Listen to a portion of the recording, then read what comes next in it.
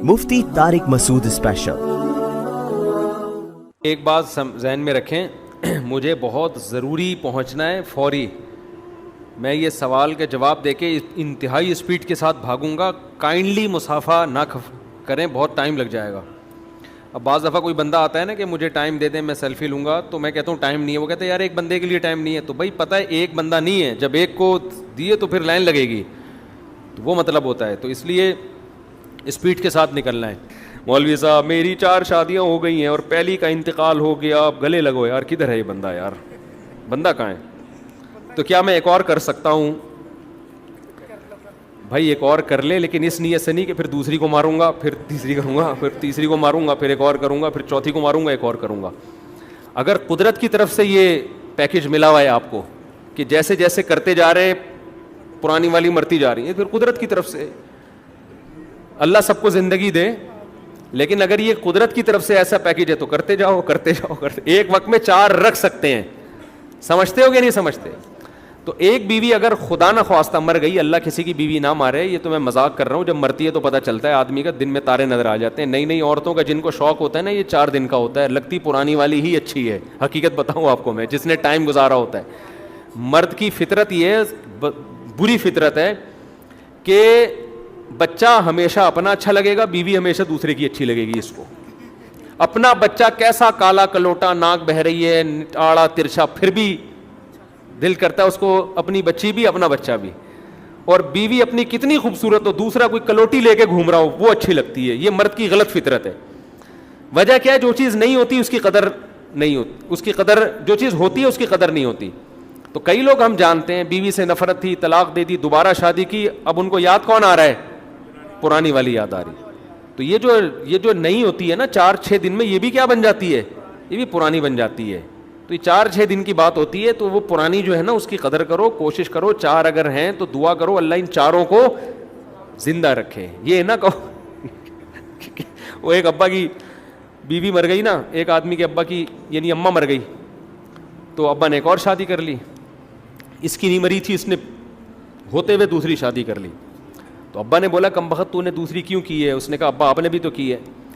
تو اس نے کہا ابا نے کہا بیٹا میری تو بیوی مر گئی تھی اس لیے کی ہے۔ تو یہ کہتا میری نہیں مر رہی تو میرا کیا قصور ہے اس میں؟ ٹھیک ہے نا؟ تو کسی کی 4 بیویاں، ایک مر جائے تو فوراً کر سکتا ہے، لیکن اگر ایک کو طلاق دے دے تو فوراً نہیں کر سکتا۔ سمجھتے ہو؟ جب تک اس کی عدت پوری نہیں ہو جاتی یہ شادی نہیں کر سکتا۔ سمجھتے ہو؟ کیونکہ عدت کے دوران بھی من وجہن کچھ نکاح کے حکام باقی رہتے ہیں۔ اسی طرح 2 بہنوں سے ایک ٹائم پہ شادی نہیں ہو سکتی۔ اگر ایک بہن کا انتقال ہو گیا تو فوراً اس کی بہن سے شادی کر سکتا ہے، لیکن اگر ایک بہن کو طلاق دے دی ہے تو جب تک اس کی عدت پوری نہیں ہوتی اس کی بہن سے نکاح بولو نہیں ہو سکتا۔ تو بعض صورتیں ایسی ہیں کہ مرد بھی باؤنڈ ہو جاتا ہے عدت کے۔ ہاں اگر 3 بیویاں تھیں، ایک کو چھوڑ دیا فوراً کر سکتے ہو، لیکن اگر 4 کسی کی وائف موجود ہیں تو ایک کو چھوڑتے ہی فوراً شادی نہیں کر سکتا۔ وہ عدت جب تک اس کی مکمل نہیں ہوگی آپ کو نکاح کی اجازت نہیں ہے۔ سمجھتے ہو کہ نہیں سمجھتے؟ ورنہ تو یہ اب ایسا ہوتا نہیں ہے اتنے آرام سے، 4 کس نے کس نے لیے ہیں، کہاں ہے یہ بندہ؟ چھپ کیوں رہا ہے؟ کہ چھپا کے کیے ہیں؟ کہاں ہے بھائی یہ جس بندے نے کیے ہیں؟ اور ایک کا انتقال بھی ہو گیا یار، یعنی افسوس تو ہو رہا ہے لیکن سن کے عجیب سا لگ بھی رہا ہے۔ اچھا بھائی محترم، اگر کسی زانی کو مارنے کے لیے کسی کا ساتھ کسی زانی کو مارنے کے لیے کسی کا ساتھ دینا جائز ہے؟ زانی کو آپ کو مارنے کی اجازت نہیں ہے، اس پہ کیس ہوگا، عدالت سزا دے گی، آپ نہ کریں، آپ سمجھا دیں محبت سے، پتلی گلی سے نکل لیں۔ کیا تنگ دستی کا تعلق سستی یا پوستی پن سے ہے یا آزمائش ہے؟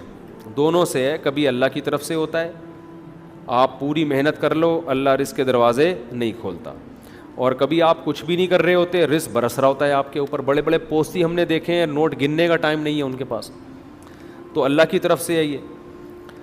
لیکن نارملی اللہ کا جو قاعدہ ہے کہ جو محنت کرتا ہے اس کو پھل ملتا ہے، بشرطے کہ محنت صحیح زاویے پہ کرے۔ وہ عام طور پہ ایسا ہی ملتا ہے۔ قرآن نے کہا من کان یرید العاجلہ عجلنا لہ فیہا ما نشاء لمن نرید، جو اس دنیا کی زندگی کے لیے کوشش کرے گا تو جتنی ہم چاہیں گے اور جس کو چاہیں گے اس کو دے دیں گے۔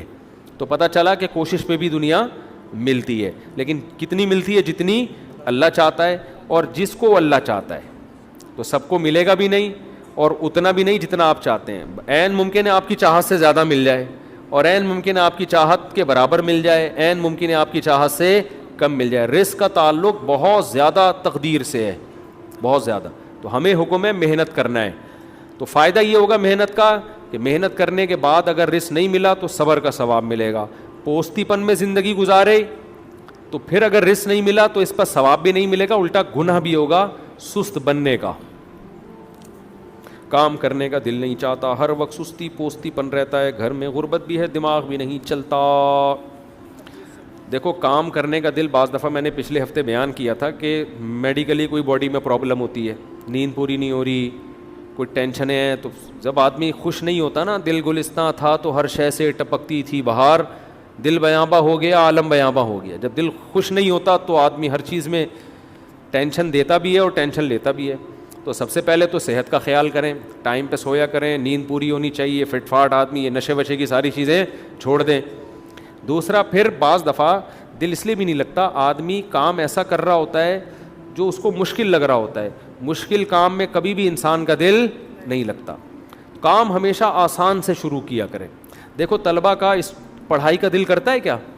نہیں کرتا. کیوں؟ کتاب کھول کے بیٹھتے ہیں, سمجھ میں ہی نہیں آ رہی ہوتی, اس لیے کہ وہ کتاب ان کی مینٹل لیول سے اوپر کی چیز ہوتی. آسان سے ہمیشہ چیز شروع کیا کرو. میں اس کو ایک مثال سے سمجھاتا ہوں.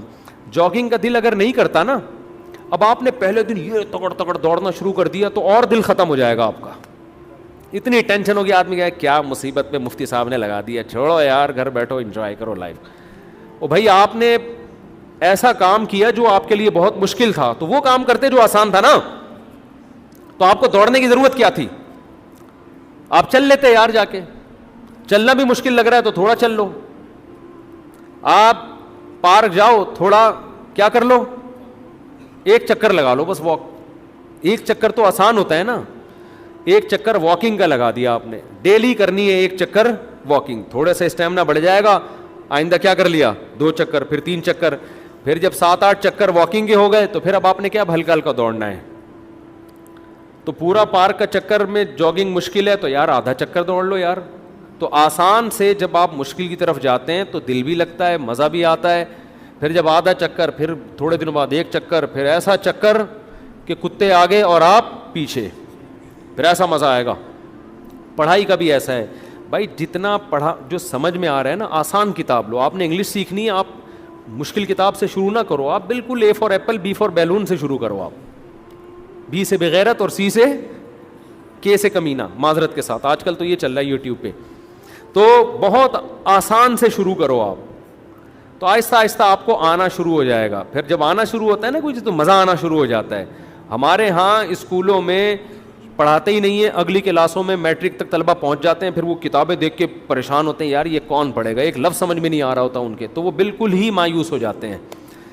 تو بھائی آپ میٹرک تک پہنچ گئے ہو, لیکن کتاب پہلی جماعت کی پڑھنا شروع کر دو آپ, تو آہستہ آہستہ 2-4 سال میں آپ کو وہ میٹرک کی کتابیں سمجھنا شروع ہو جائیں آ جائیں گی. تو ہمیشہ آسان سے سمجھتے ہو کہ نہیں سمجھتے, پھر دل لگتا ہے کام میں. اگر مشکل سے ہی شروع کیا پھر نہیں لگے گا دل. دوسرا, کام تھوڑا کرو پابندی کے ساتھ. کام تھوڑا کرو پابندی کے ساتھ, تو اس سے بھی بڑا فائدہ ہوتا ہے. کام زیادہ کر لیا ایک دن جوش میں آ کے آدمی مایوس ہو جاتا ہے اس سے. تھوڑا کرو اور تھوڑا شوق باقی رکھ کے چھوڑو اس کو. تھوڑا شوق باقی رکھ کے چھوڑو گے نا تو اگلے دن دوبارہ شوق رہے گا. اتنا کر لیا, اتنا تھک گئے کہ اب دوبارہ دل ہی نہیں چاہ رہا, تو اس سے بھی بڑا نقصان ہوتا ہے. تبلیغ میں ایک بزرگ بیٹھے ہوئے تھے, ان کے پاس کوئی شخص آیا کہ میں 4 مہینے لگانا چاہتا ہوں. تو انہوں نے کہا پہلے سہ روزہ لگایا, اس نے کہا نہیں. انہوں نے کہا پہلے سہ روزہ لگا لے بھائی تو. کہا نہیں حضرت میں ڈائریکٹ جاؤں گا. انہوں نے کہا نہیں, آپ کو ڈائریکٹ نہیں جاؤ, آپ 3 دن لگاؤ. 3 دن میں ٹینشن ہو جاتی ہے جو پہلی دفعہ جا رہا ہو, تو اچانک تھوڑی 4 مہینے یار, پہلے 3 دن لگاؤ, پھر تھوڑا ٹینشن ہوگی, ٹینشن کے عادی بنو گے, پھر تھوڑا مقدار بڑھاؤ, پھر 4 مہینے پہ آؤ. سمجھتے ہو؟ ایک دم ہی اتنا نیک بن گیا. مفتی صاحب بروز قیامت کیا اللہ ہندو عیسائی یہودی سے بھی حساب لیں گے؟ یہ تو کافر ہیں. جی ہاں, حساب ہوگا ان کا, سب کا ہوگا حساب. کافر ہیں تو اس کا بھی حساب ہوگا نا, اعمال کا بھی ہوگا, عقیدے کا بھی ہوگا. السلام علیکم ہمارے پیارے مفتی صاحب، پل صراط کہاں اور کیسے قائم ہوگا؟ قرآن و سنت کی روشنی میں وضاحت کریں۔ جہنم کے اوپر پل قائم ہے، سورہ مریم میں وَإِن مِّنكُمْ إِلَّا وَارِدُهَا، ہر شخص نے پل صراط کے اوپر سے گزرنا ہے۔ اصل میں تو اس کو صراط کہتے ہیں، ہم نے اردو میں پل کہتے ہیں، تو عربی اردو ملا کے پل صراط نام رکھ دیا اس کا، یا تو پل بولو یا صراط بولو، سمجھتے ہو؟ لیکن چلو اردو میں پل صراط ہی ہو گیا۔ تو جہنم کے اوپر بال سے زیادہ باریک، تلوار سے زیادہ تیز اللہ نے ایک راستہ رکھا ہے۔